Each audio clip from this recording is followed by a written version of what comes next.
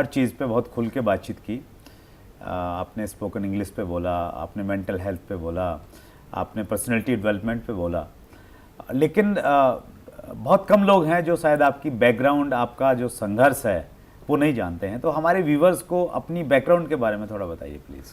सुरेंद्र जी, मेरी लाइफ तो एक मिडिल क्लास फैमिली में ही पैदा हुआ हूँ। एक नॉर्मल लाइफ थी, ठीक ठीक लाइफ थी। कोई हम ये भी नहीं कह सकते अमीर थे या ये भी नहीं कह सकते कि गरीब थे। एक एवरेज अमृतसर में रहने वाली फैमिली। लेकिन मेरी फैमिली की गलती क्या हुई कि उन्होंने मुझे जो प्राइमरी क्लासेस थी वो कॉन्वेंट स्कूल में भेज दिया। अच्छा। हमारी फैमिली वो अफोर्ड नहीं करती थी, मुझे भेज दिया। अब जो बाकी के मेरे क्लास फेलोज थे उनके टिफिन घर से आते थे। अच्छा। उनको छोड़ने के लिए ड्राइवर आते थे और मैं रिक्शा में जाता था और एक डिब्बे में रोटी बांध के लेके जाता था। तो दिमाग में उनको देख के जो पिक्चर आई कि यार ऐसी फैमिली में हम क्यों नहीं गए। अच्छा। तो मुझे वहां पर एक एम्बिशन जागनी शुरू हुई। वहां से मैं एम्बिशियस बना कि हमने ऐसा जाना है।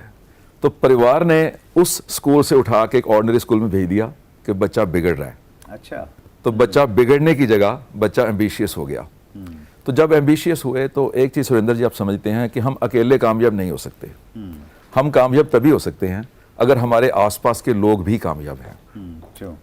तो मुझे कामयाबी चाहिए थी, तो मुझे कुछ ऐसा सब्जेक्ट चाहिए था जहां पर मैं लोगों की लाइफ में भी वैल्यू ऐड कर सकूं। मेरे फादर की इंडस्ट्री थी और मेरा बिजनेस में इंटरेस्ट नहीं था। मेरा इंटरेस्ट था समाज सेवा में, लोगों की लाइफ में वैल्यू ऐड करने का। तो मैंने फादर से कह दिया कि मैं आपके बिजनेस को ज्वाइन नहीं करूंगा। अच्छा। बहुत बड़ी इंडस्ट्री है, आज भी चल रही है। पूरे इंडिया में 3 यूनिट्स हैं, उड़ीसा में है, कोलकाता में है। अच्छा। अमृतसर में है। किस चीज का? हम केमिकल्स बनाते हैं। अच्छा, केमिकल्स में। हाँ। लेकिन मैंने उनको ज्वाइन नहीं किया। तो मैं ऐसा फील्ड ढूंढते ढूंढते मोटिवेशनल स्पीकिंग में आ गया। तो मोटिवेशनल स्पीकिंग को एज ए प्रोफेशन जब आपने चुना, हाँ, तो वो कौन सा टाइम रहा सर, क्या सन था? 1980। अच्छा। 1980 में जब मैं तकरीबन 22 साल का था। अच्छा। तो हाँ, तो आज 61-62 हो गया हूँ, यानी 40 साल पहले मैं जब इस प्रोफेशन में आया हूँ, 22 साल का था, तो मैंने अपनी एज को रोक भी दिया था। अच्छा। तो आज भी मैं महसूस करता हूँ कि 22 साल का हूँ। अच्छा, ओके। वैसा ही खाता हूँ, वैसा ही पहनता हूँ, वैसा ही बोलता हूँ, वही मेरा स्टाइल है। एनर्जी का लेवल आपका वही है। मैं चेंज करने की कोशिश नहीं कर रहा हूँ। तो जब मैं इस प्रोफेशन में आया एट द एज ऑफ 22, मुझे मोटिवेशन के स्पेलिंग नहीं आते थे। अच्छा, ओके। और लोगों को भी नहीं आते थे। हाँ। मैं स्कूल्स में जाता था, कॉलेजेस में जाता था, अपना विजिटिंग कार्ड भेजता था। और मेरा विजिटिंग कार्ड वापस आ जाता था। अच्छा, कि बच्चों के पास इन एक्टिविटीज के लिए टाइम नहीं है। अच्छा, 1980 की बात है। हाँ, तो मैं सोचता था कि मैं एक सेल्समैन हूँ, मैं कुछ भी बेच सकता हूँ। मैं फर्नीचर बेच सकता हूँ, मैं पेंट बेच सकता हूँ, मैं किताबें बेच सकता हूँ, मैं पिकनिक बेच सकता हूँ, पर मैं पर्सनैलिटी डेवलपमेंट के ट्रेनिंग प्रोग्राम नहीं बेच सकता हूँ। अच्छा। क्योंकि अवेयरनेस ही नहीं है। हाँ। कोई समझता नहीं था। तो जो शुरू का मेरा टाइम था, कॉर्पोरेट कल्चर था नहीं इंडिया में, अभी कंपनीज तो आई नहीं थी, एमएनसी आई नहीं थी, ग्लोबलाइजेशन हुई नहीं थी।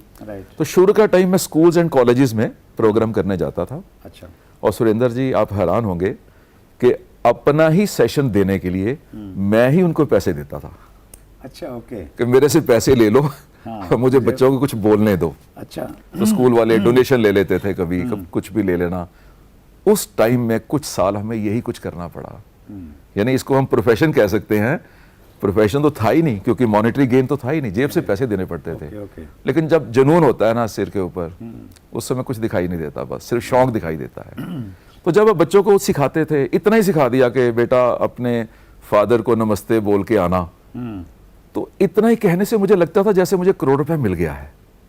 तो पैसा तो सेकेंडरी सीट पे चला गया। मतलब आपको अच्छा लग रहा था, लोग बच्चे कुछ सीख रहे हैं? बहुत अच्छा लग रहा था, मुझे लग रहा था आशीर्वाद भी मिल रहा है और पैसा इनविजिबल है ना।